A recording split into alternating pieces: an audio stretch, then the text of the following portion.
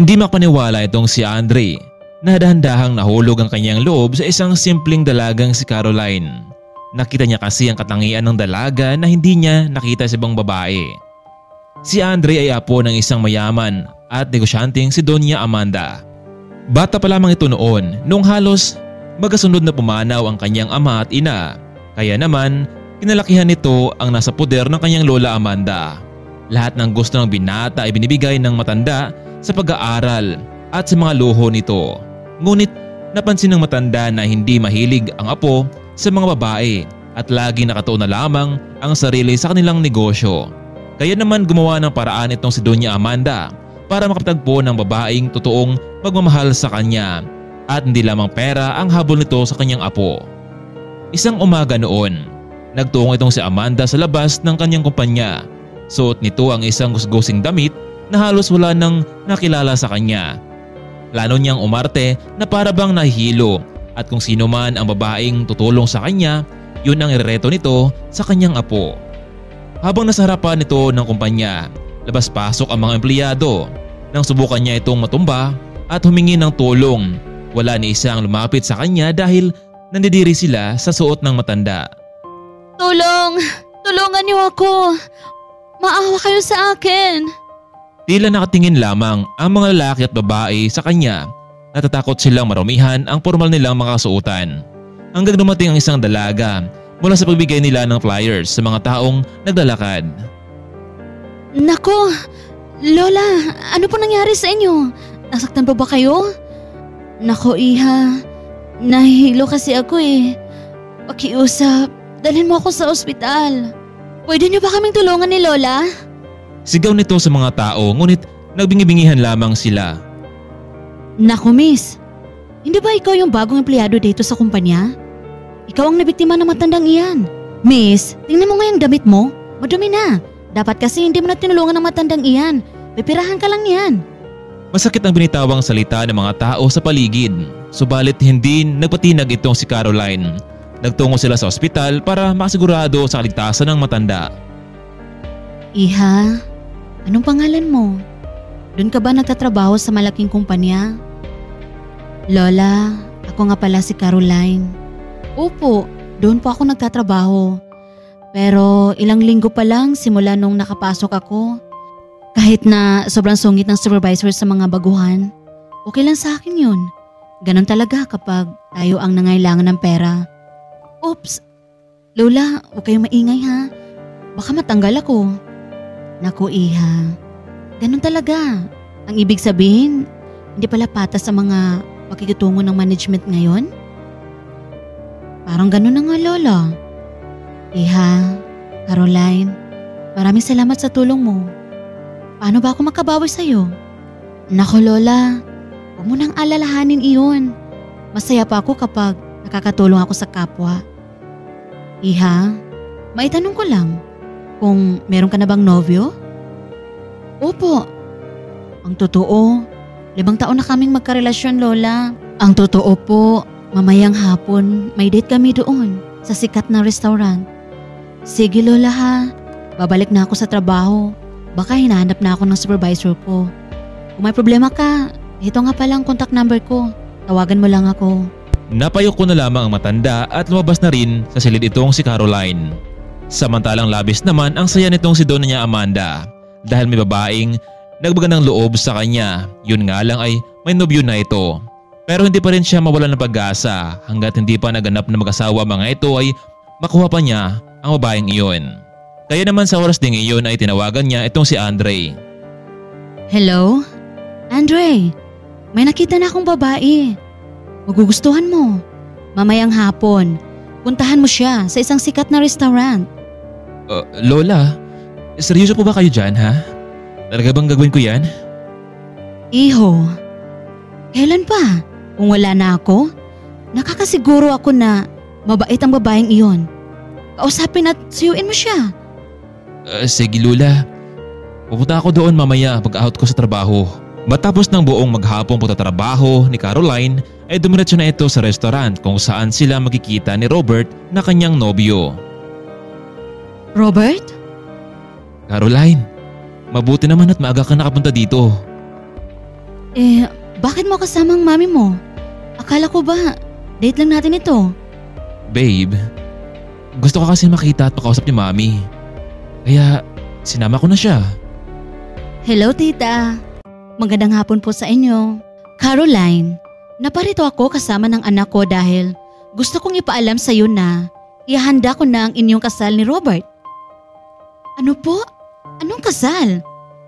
Babe, Caroline, hindi ka ba masaya nagkakasal na tayo?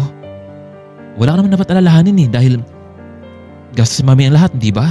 Yan tayo Robert eh. Hanggang ngayon ba, mamas boy ka pa rin? Laging sunod-sunuran sa mami mo? Wala ka bang sariling desisyon sa buhay mo? Caroline, huwag mong pagsalitaan ng ganyan ng anak ko. Remember, mahirap ka lang. Isang puto na dumapo sa likuran ng kalabaw. Ano bang gusto mo? Pera? Para pakasalan mo lang ang anak ko? 5 million para sa pagpapakasal mo sa anak ko. Tapos, ano mangyari? Mag-ialipin ako? Sa pamamahay nyo? Sunusunuran sa gusto nyo? Hindi ako papayag. Ang mabuti pa Robert, maghiwala na tayo. Total naman, hindi na rin ako masaya sa relasyon natin eh. Humanap ka na lang ng ibang babae at nasisilaw sa inyong salapi. Teka lang Caroline, huwag mong gawin ito sa akin Mula naman sa labas ng restaurant, nakita ni Andre ang 3 tao na nag-uusap sa loob. Bago pumasok ay nakipagpalitan muna ito ng uniform sa waiter at siya na ang naghanda ng mga pagkain para sa kanila. Akma na sanang labas pa ang dalaga ngunit kasalubong nito ang waiter. Waiter, wag mo nang ibigay sa akin ang parte ng pagkain ko dahil aalis din ako dito eh. Dahil sa pangyayaring iyon, bilang hinawakan ni Caroline ang kamay ng waiter. Alam nyo, mas gusto ko pang mapakasal sa isang waiter dahil marangal ang trabaho at nakakasigurado ako na totoo ang kanyang pagmamahal sa akin. Caroline, talagang nahihibang ka na ba? Ano may pakain sa'yo ng waiter na yan?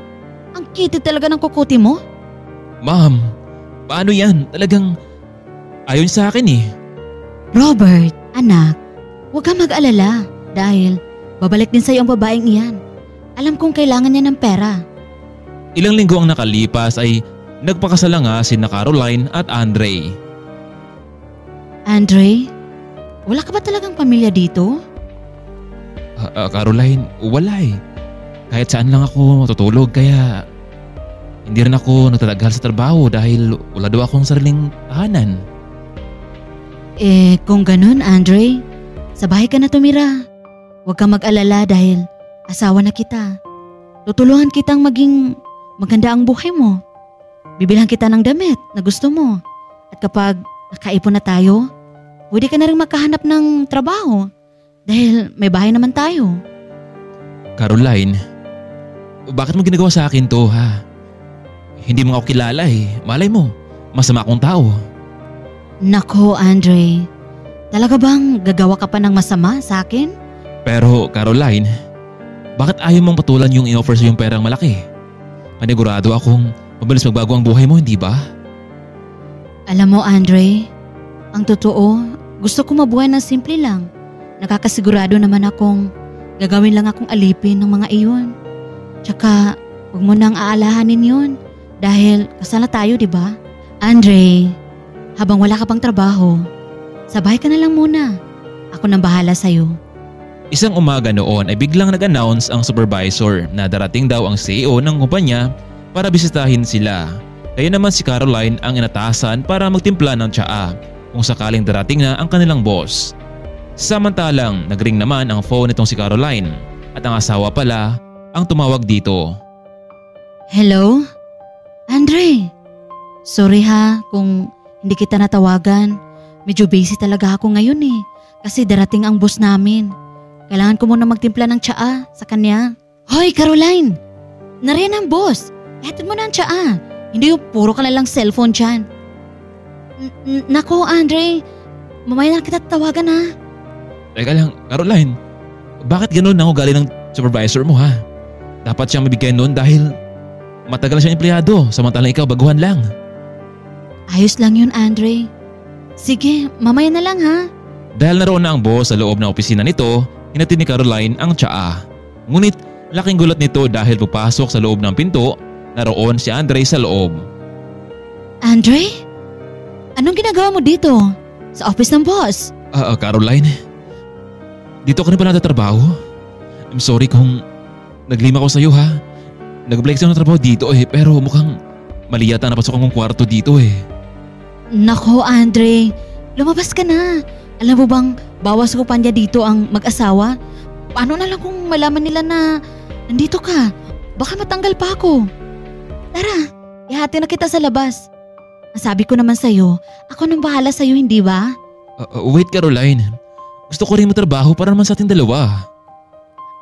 Sige na Andre, umalis ka na. Magkita na lang tayo mamaya. Napakamot na lamang itong si Andre. Mabuti na lang at nakahanap siya ng palusot kung hindi ay mabubuko ang kanyang tinatago. Samantalang muli na nakapasok si Caroline sa office, ngunit nasa kanyang harapan ngayon ang supervisor. Galit na galit dahil hindi nito naibigay ang tsaa ng CEO. Sa paglabas ni Andre sa kumpanya, tinawagan nito ang general manager na ipialam sa kanya na kailangan tratuhin ng mabuti ang bagong kapasok lamang na empleyadong si Caroline. Young master, bakit naman agad kayong umalis? Hindi man lang tayo nagkita sa office kanina. Mr. Yu, pasensya ka na. Talagang meron akong mahalagang gagawin ngayon. Siya nga pala, makinig ka. Yung bago pasok dyan na si Miss Caroline, itrato siya na maayos ha. Sige young master, masusunod po. Mula sa office ng general manager, narinig nito mula sa loob ang sigawan sa labas. Kaya naman agad itong pumunta. Supervisor Barbara, ano naman ang kaguluhan dito ha? Mabuti at hindi kayo nakita ng boss. Mr. Yu, ito kasing bagong pasok na si Caroline Cheng. Kabago-bago pa lang, bigla na lang nawala sa trabaho kanina. Oh, ito ba ang bagong empleyado natin? Si Miss Caroline Cheng? Yes, Mr. Yu. Kaya dapat tanggalin na siya sa kumpanya. Miss Caroline Cheng, sumunod ka sa akin sa office. Saad naman ang general manager. Ano kaya ang susunod na mangyayari? Matanggal na kaya si Caroline sa trabaho niya? Ano kaya ang hakbang na gagawin ng supervisor para mawala na sa kanyang paningin itong si Caroline Cheng? Kaya mga kaibigan, atin pong pag-aabangan ang mas tumitindi pang eksena sa buhay ni na Andre at Caroline. Kung bago ka pa lang sa ating channel ay huwag kalimutang pindutin ang like button. Maraming salamat po. Abangan natin ang ating part 2.